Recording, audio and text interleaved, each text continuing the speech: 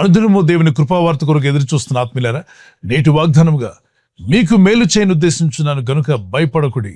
Zechariah 8:15 Zechariah chapter 8 verse 15. I am determined to do good again for you. Do not be afraid.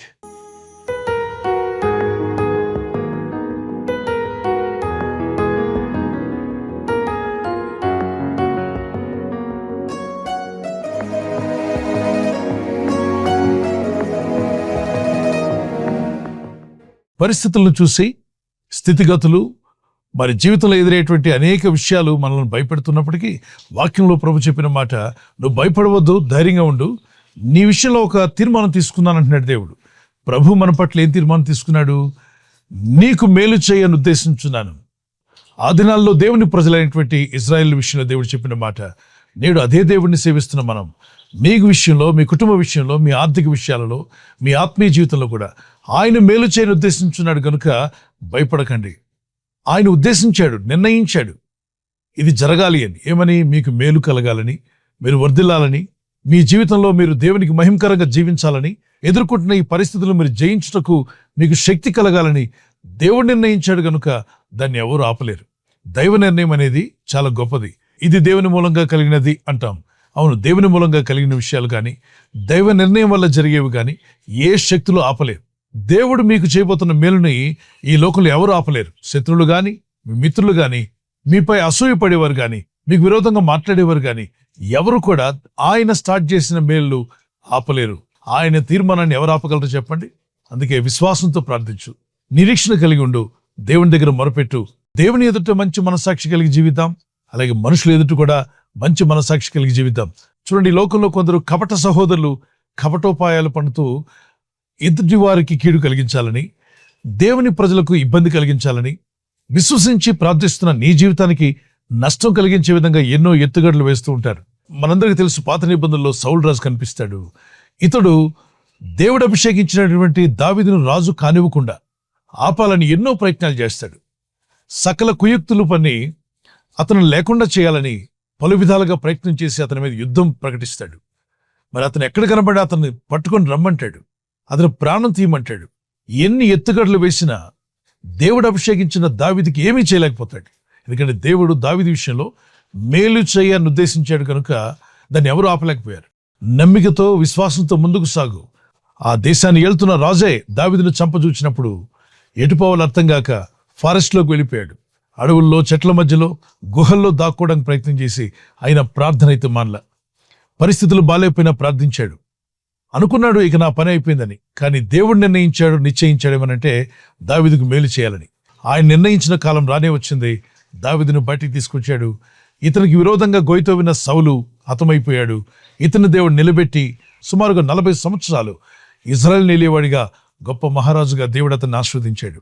మరి ఎన్నో ప్రయత్నాలు, ఎన్నో కుయుక్తులు పన్ని అతను లేకుండా చేద్దామని ఎన్ని విధాలుగా ప్రయత్నం చేసినా శత్రువుల ప్రయత్నాలను దేవుడు విఫలం చేసి దేవుడు నిశ్చయించినటువంటి ఆ మేలులన్నీ కూడా దావీదు మీదకి వచ్చినట్టుగా మనం చూస్తున్నాం. ఈరోజు దేవుని యందు విశ్వాసం ఉంచి ప్రార్థిస్తున్న మీ జీవితాల్లో, ఆయన యందు నమ్మిక ఉంచి ప్రార్థిస్తుండగా మీ కొరకు దేవుడు నిర్ణయించిన మేలులు ఖచ్చితంగా మీరు, మీ కుటుంబస్తులు పొందుకుంటారు. ఒక కీర్తన పాడుకుందాం పిల్లరా. మేలు చేయక నీవు ఉండలేవయ్యా, ఆరాధించక నేను ఉండలేనయ్యా. మేలు చేయక నీవు ఉండలేవయ్యా, ఆరాధించక నేను ఉండలేనయ్యా. యేసయ్యా, యేసయ్యా, యేసయ్యా, యేసయ్యా. ఆనందం కోరేవాడా, నాశలు తీర్చేవాడా, నానందం కోరేవాడా, నాశలు తీర్చేవాడా. ప్రియనున్న ప్రేమ నీది, నిజమైన ధన్యత నాది. యేసయ్యా, యేసయ్యా, యేసయ్యా, యేసయ్యా. పైనుండి పడుతున్న వర్షాన్ని మనం ఆపగలమా? సూర్య వెలుగు మనమే పడకుండా ఆపగలరా? అలాగనే ప్రపంచంలో ఎన్ని శక్తులు మీకు విరోధంగా ఉన్నప్పటికీ ప్రభు మీ పక్షంగా చేసిన వాగ్దానాన్ని ఎత్తి ప్రార్థించండి. ఇర్మియా గ్రంథం 29:11 కూడా భయపడవద్దు, నీ కొరకు మంచి ఉద్దేశం కలిగి ఉన్నాను, మీకు మేలు చేయని ఉద్దేశించున్నాను, కీడు కాదు మేలే అన్నాడు. దేవుని కృపలో మీరు వర్ధిల్లి ఆయన మీ కొరకు ఉద్దేశించిన ఆ మేలులు మీ సొంతమై దేవుని చిత్తం నెరవేర్చేవారుగా, దేవునికి బలమైన సాక్షులుగా మీరు ఉండాలని మీ కొరకు చిన్న ప్రార్థన చేస్తాను. కన్ను మూసుకుని ప్రార్థనలు ఏకీవించండి. పరిశుద్ధమైన మా ప్రియ తండ్రి, నీ యందు భయభక్తి కలిగి, నీ యందు విశ్వాసం ఉంచి, నీ యందు నిరీక్షణ కలిగిన వారిని బలపరచువాడు నీవే. ప్రభు, నీ ఎదుటి యథార్థ హృదయంతోనూ నిర్మలమైన మనస్సాక్షితోనూ యథార్థంగా జీవించే కృప నీ ప్రజలందరికీ దయచేయండి. నిన్ను నమ్మిన వారిని, నీ ఎడల యథార్థ హృదయం గల వారికి ఏ మేలు చేయక మానవని సెలవిచ్చున్నావు. నీ సన్నిధిలో ప్రార్థిస్తున్న మా అందరి జీవితాల్లో మీరు నిర్ణయించిన మేలులు మా ఎద్దుకు వచ్చునుగాక.